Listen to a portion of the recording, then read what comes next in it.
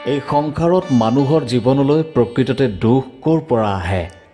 কোনে মানুহক দুখত ৰাখে? কাৰ বাবে মানুহ সঠিক পথৰ পৰা বিচলিত হয়? তাৰ একমাত্ৰ কাৰণ হৈছে মানুহে নিজে মনৰ কল্পনাৰে গঢ় দিয়া কিছুমান ইন্দ্ৰিয়। মানুহ সদায় আশাবাদী, মানুহ সদায় ইচ্ছাবাদী। মানুহে সদায় নিজৰ আশা আৰু ইচ্ছাটোক বেছি প্ৰাধান্য দিয়ে আৰু বৰ্তমানক গুৰুত্ব নিদিয়ে, যাৰ ফলত বহু সময়ত মানুহ দুখত থাকিবলগীয়া হয়। এতিয়া হয়তো আপোনাৰ মনলৈ এটা নিশ্চয় প্ৰশ্ন আহিছে যে মানুহেতো আশা কৰিবই লাগিব, ইচ্ছা কৰিবই লাগিব। হয়, মানুহে আশাও কৰিব লাগিব আৰু ইচ্ছাও কৰিব লাগিব।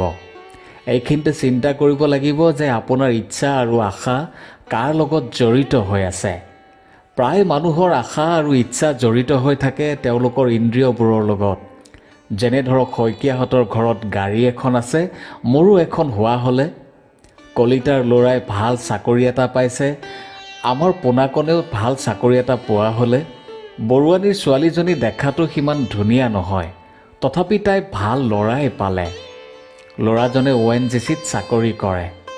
মই আশা কৰিছোঁ এইবাৰ আমাৰ ছোৱালীয়ে HSত কিবা এটা স্থান নিশ্চয় পাব। এতিয়া ধৰি লওক শইকীয়াহঁতৰ দৰে আপোনাৰো গাড়ী এখন হ'ল, কলিতাৰ ল'ৰাৰ দৰে আপোনাৰ পোনাকণেও ভাল চাকৰি এটা পালে। বৰুৱানীৰ ছোৱালীজনীৰ দৰে আপোনাৰ ছোৱালীজনীয়েও ভাল ল'ৰা এজন পালে। আপোনাৰ ছোৱালীয়ে HSত অসমৰ ভিতৰত ৩য় স্থান পালে। এতিয়া আপুনি নিজকে প্ৰশ্ন কৰি চাওক, এইখিনি পালে আপুনি সুখী হ'বনে? আৰু যদি এই কথাকেইটা সম্পূৰ্ণৰূপে ওলোটা হয়, তেতিয়াও আপুনি সুখী হ'বনে? নাই, কেতিয়াও নহয়। মানুহৰ যেতিয়া এটা আশা আৰু ইচ্ছা পূৰণ হয়, তেতিয়া আন এটা আশা ইচ্ছাৰ জন্ম হয়। আৰু যদি ইচ্ছা বা আশা পূৰণ নহয়, তেতিয়াই মানুহ ডিপ্ৰেশ্যনত ভোগে। সদায় যেতিয়া একেটা কথাকে চিন্তা কৰি থাকে, তেতিয়াই মানুহৰ সকলো ফালৰ পৰা দুখ আহে। বিভিন্ন বেমাৰে বাহ লয়, বেমাৰৰ লগতে খৰচ বাঢ়িবলৈ ধৰে। মুঠতে এই সকলো দুখৰ মূল হৈছে আপোনাৰ মনে সজা ইন্দ্ৰিয়বোৰ। আপুনি আশা কৰক, ইচ্ছাও কৰক, কিন্তু তাৰ প্ৰতি মোহ নাৰাখিব। অৰ্থাৎ এনেকৈ ভাবক যে মইতো মোৰ কাম কৰি গৈ আছোঁ, বাকী ভগৱানৰ ওপৰত এৰিছোঁ, তেওঁ যি বিচাৰিব সেয়াহে পাম। কামনা বাসনা ত্যাগ কৰক, কিন্তু কৰ্ম ত্যাগ নকৰিব। সেয়েহে ভগৱান শ্ৰীকৃষ্ণই অৰ্জুনে সোধা এটা প্ৰশ্নৰ উত্তৰত কৈছে, হে পাৰ্থ, যেতিয়া এজন মানুহে নিজৰ মনৰ কল্পনাৰে গঢ় লৈ উঠা ইন্দ্ৰিয় সুখৰ বাবে থকা সকলো কামনা বাসনা ত্যাগ কৰিব পাৰে আৰু যেতিয়া তেওঁৰ অবিচলিত আত্মাটোৱে কেৱল নিজৰ উপলব্ধি কৰিয়েই সন্তুষ্ট হৈ থাকিব পাৰে, তেতিয়া তেওঁক স্থিতপ্ৰজ্ঞ বা নিৰ্মল দিব্য চেতনা সম্পন্ন ব্যক্তি বোলা হয়।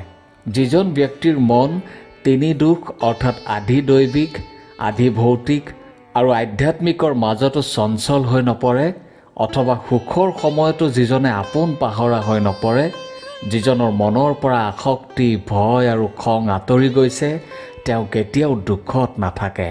এই বাস্তৱিক সংসাৰখনত যিজনক শুভপ্ৰাপ্তি বা অশুভ প্ৰাপ্তিয়ে তলাব নোৱাৰে আৰু সমানে সকলো অৱস্থাতে প্ৰশংসা নকৰাকৈ বা দেশ নকৰাকৈ যিজন থাকে, তেওঁৰে পূৰ্ণ জ্ঞানে প্ৰতিষ্ঠা লাভ কৰে। এটা কাছই নিজৰ অংগ প্ৰত্যংগবিলাক চলংখনৰ তললৈ চপাই অনাৰ দৰে যিজন মানুহে নিজৰ ইন্দ্ৰিয়ই উপভোগ কৰা বিষয়বিলাকৰ পৰা সম্পূৰ্ণৰূপে আঁতৰাই আনিব পাৰে, তেওঁ সৰ্বদা সুখত থাকে।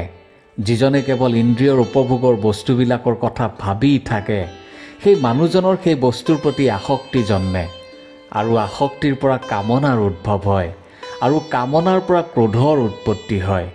এই সংসাৰৰ কোনো ইন্দ্ৰিয়ৰ আসক্তিৰ পৰা বাচিব পৰা নাই।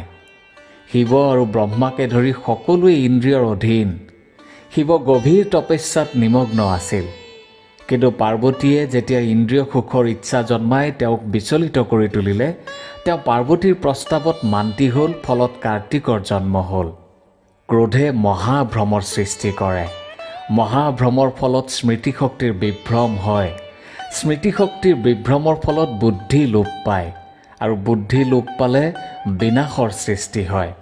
পতন ঘটি বস্তুবাদী জগতৰ অন্ধকূপত পতিত হয়। কিন্তু যিজন ব্যক্তিৰ নিজৰ ওপৰতে নিয়ন্ত্ৰণ আছে তেনে ব্যক্তিয়েই ৰাগ আৰু দেশৰ পৰা মুক্ত।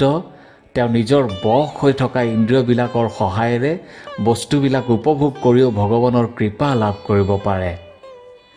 বিশাল সাগৰ এখন সদায়ে পানীৰে পৰিপূৰ্ণ হৈ থাকে।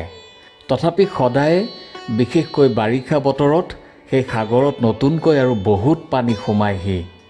কিন্তু নতুনকৈ বহুত পানী আহি সাগৰত পৰিলেও সাগৰখন একেই থাকে, স্থিৰ হৈ থাকে, নতুনকৈ চঞ্চল হৈ নুঠে আৰু কেতিয়াও তাৰ পানীয়ে পাৰ ভাঙি নাযায়। ঠিক তেনেকৈ যিজনৰ মনলৈ অনবৰতে আহি থকা কামনা, বাসনা, চিন্তা, ইচ্ছাই তেওঁক চঞ্চল কৰিব নোৱাৰে, বিচলিত কৰিব নোৱাৰে, সেইজনে পৰম সুখ লাভ কৰে, পৰম শান্তি লাভ কৰে।